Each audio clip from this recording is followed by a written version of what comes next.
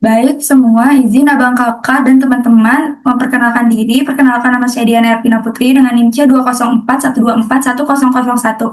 Di sini saya akan mempresentasikan seminar hasil dari kelompok 4 yang berjudul Analisis Pertumbuhan Reproduksi dan Makanan Ikan Salam atau Scomber japonicus oleh Houghton tahun 1782 yang ditangkap di Laut Maluku. Untuk kota persebaran ikan salam Scomber japonicus ini berada di Laut Cina atau di wilayah Tiongkok, Singapura maupun Filipina. Dan ikan Scomber japonicus sendiri ini berada di wilayah tropis menurut Faudi 2015. Dan ikan yang kita teliti yaitu ikan salem Scomber japonicus, yaitu merupakan family dari Scrippidae dan biasa hidup pada kedalaman 0 sampai 500 meter, di mana biasanya juga dapat sering ditemukannya tuh pada kedalaman 20 sampai 300 meter dan pada suhu 10 sampai 27 derajat Celcius. Nah, untuk Laut Maluku sendiri, untuk persebaran ikan salam atau Scomber japonicus di Laut Maluku sendiri yaitu sangat dipengaruhi oleh arus yang besar dan sumber variasi sehingga terdapat banyak ikan pelagis yang hidup di dalamnya, termasuk ikan salam atau Scomber japonicus ini sendiri.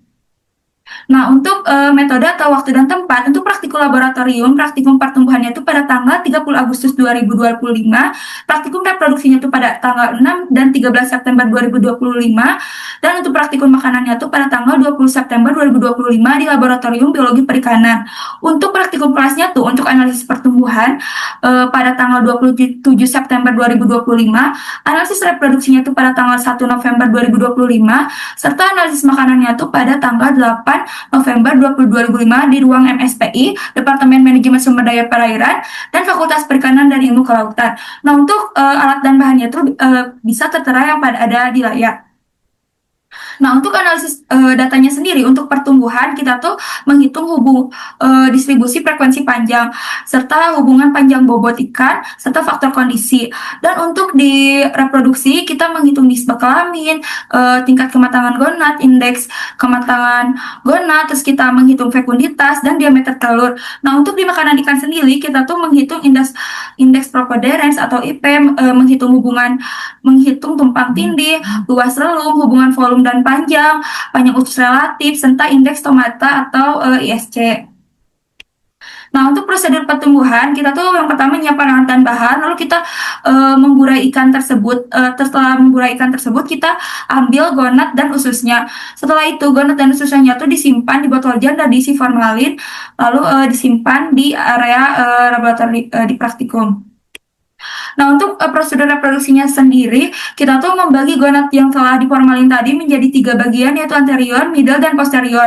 Setelah itu kita ditempatkan di cawan Petri terisi dengan aquades, lalu kita burai dan kita ambil menggunakan mikroskop, lalu kita amati atau mengukur diameter telurnya.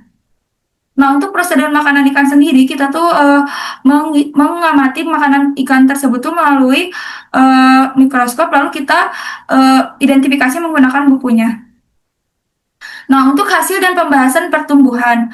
Nah, untuk grafir DF atau distribusi panjang, frekuensi panjang ikan salam Scomber japonicus, untuk total gabungannya tuh yang tertinggi tuh pada kelas 218 sampai 278, di mana ikan yang paling tertinggi itu jantan dan betinanya tuh berada di 218 sampai 278, sedangkan terendahnya tuh pada selang kelas 645 sampai 705. Nah, untuk grafik hubungan panjang bobot ikan salam Scomber japonicus total gabungannya tuh sebesar panjang 1,1182 akan mempengaruhi bobot sebesar 0,467, yang dimana nilai korelasinya tuh sebesar 0,25017, dimana tidak mempengaruhi hubungan panjang bobot. Nah, untuk di jantan total gabungannya tuh mempunyai nilai korelasi sebesar 0,3081, yang dimana nilai itu rendah dan tidak mempengaruhi panjang bobotnya juga. Nah, untuk grafik HPB ikan salam pada betina total gabungan 3 bulannya tuh mempunyai nilai korelasi sebesar 0,1948, yang dimana tidak mempengaruhi panjang bobotnya. Nah, untuk faktor kondisi total gabungannya tuh bisa kita lihat bahwa ikan skomber atau skomber japonicus ini tuh mempunyai nilai fluktuasi yang signifikan. Dan kita bisa lihat juga di faktor jantan dan betina juga ikan si salam ini tuh mempunyai faktor kondisi yang signifikan. Nah, untuk nisbah kelamin, kita tuh untuk pada bulan Januari itu kita mempunyai exit-nya tuh lebih kecil daripada escape sehingga menghasilkan kesimpulannya tuh ikan ini tuh seimbang. Dan pada bulan Maret serta Mei, exit dan exit-nya tuh lebih besar daripada escape yang menandakan kesimpulannya tuh bahwa ikan itu tidak seimbang.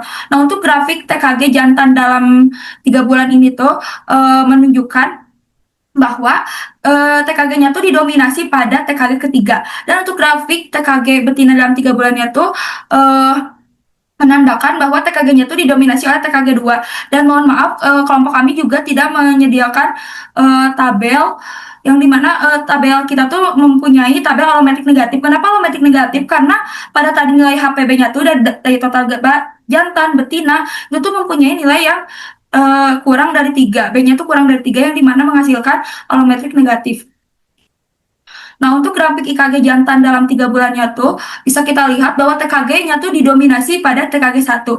Serta untuk grafik IKG betina dalam 3 bulannya tuh dapat kita lihat bahwa TKG-nya tuh yang didominasi oleh TKG 1 dan 2. Nah, untuk grafik hubungan fekunditas dengan panjang total yaitu mempunyai nilainya tuh sebesar 0,004 yang dimana ini tuh mempunyai faktor yang sangat lemah atau tidak signifikan. Bisa kita lihat lagi oleh grafik hubungan dengan bobot total mempunyai nilai R kuadrat atau korelasi determinasinya tuh 0,0518 yang dimana ini tuh faktornya tuh lemah atau tidak signifikan. Dan bisa kita lihat di grafik diameter telur dalam 3 bulan si ikan salam atau Scomber japonicus ini tuh mempunyai pola pemijahannya tuh total spawner. Kenapa total spawner? Karena mempunyai satu puncak yang dimana itu terdapat pada salam kelas 0,048 sampai 0,051. Nah, untuk hasil dan pembahasan makanan ikan, untuk grafik indeks preponderance total dalam 3 bulan, ikan salam ini tuh 90% memakan ikan utuh dan 8%-nya tuh memakan potongan ikan, 2%-nya tuh lainnya seperti krustasea dan potongan krustasea. Dan untuk grafik indeks preponderance betina dalam 3 bulannya tuh ikan ini tuh mempunyai makanan utuh memakan makanan utuh sebanyak 89%, serta potongan ikannya itu 8% dan 3% lainnya. Dan untuk indeks preponderance jantan total dalam 3 bulannya tuh ikan ini tuh di ikan utuh ini tuh terdapat sampai 90%, serta 8%-nya tuh potongan ikan dan 2%-nya tuh lainnya. Nah, untuk tabel luas relung gabungan dalam 3 bulan dapat kita lihat nilai BA-nya tuh jantan tuh sebesar 0,2455 dan nilai betinanya tuh sebesar 0,2174 yang dimana menandakan bahwa luas relungnya tuh sempit atau ikan ini tuh selektif dalam mencari makanan. Nah, untuk tabel tumpahan tinggi total dalam 3 bulan dapat kita lihat CH-nya tuh 0,781 yang dimana itu mendekati 1. Jadi bahwa si ikan ini tuh sangat kompetitif dalam mencari makan. Dapat kita lihat dari IP tadi bahwa si ikan ini tuh mempunyai makanan itu 90% tuh 89 sampai 90%-nya tuh di ikan utuh dan sisanya tuh potongan ikan dan lainnya yang dimana menandakan bahwa ikan ini tuh sangat selektif dalam mencari makan. Nah, untuk tabel hubungan volume makanan dan panjang tubuh ikan total dalam 3 bulan dapat kita lihat hasilnya bahwa jantan tuh 3,04%, betinanya tuh 0,12% dan totalnya tuh 0,14%. Nah, dapat kita lihat bahwa si nilai hubungan volume ini tuh tidak mempengaruhi nilai ini tuh tidak mempengaruhi dengan adanya hubungan volume makanan terhadap panjang tubuh ikan salam Scomber japonicus ini. Nah, untuk tabel panjang khusus relatif dalam 3 bulan dapat kita lihat bahwa PUR rata-ratanya tuh sebesar 0,5089 yang dimana keterangannya tuh ini tuh kurang dari 1 dan dapat disimpulkan bahwa ikan salam atau Scomber japonicus ini tuh merupakan ikan karnivora. Nah, mari kita lihat untuk grafik indeks stomach content dalam 3 bulan. Nah, dapat kita lihat grafiknya tuh sejajar atau rata-ratanya tuh hampir sama. Nah, ini tuh dapat disimpulkan bahwa ikan itu tidak mempunyai kecenderungan makanan. Nah, untuk simpulannya tuh dapat kita simpulkan bahwa ikan salmon scomber japanicus ini yang ditangkap di Laut Maluku ini mempunyai pola pertumbuhan alometrik yang menunjukkan adanya perbedaan laju pertambahan atau panjang bobot tubuhnya. Dari aspek reproduksi mengindikasikan bahwa ikan yang belum matang guanaknya tuh ukurannya tuh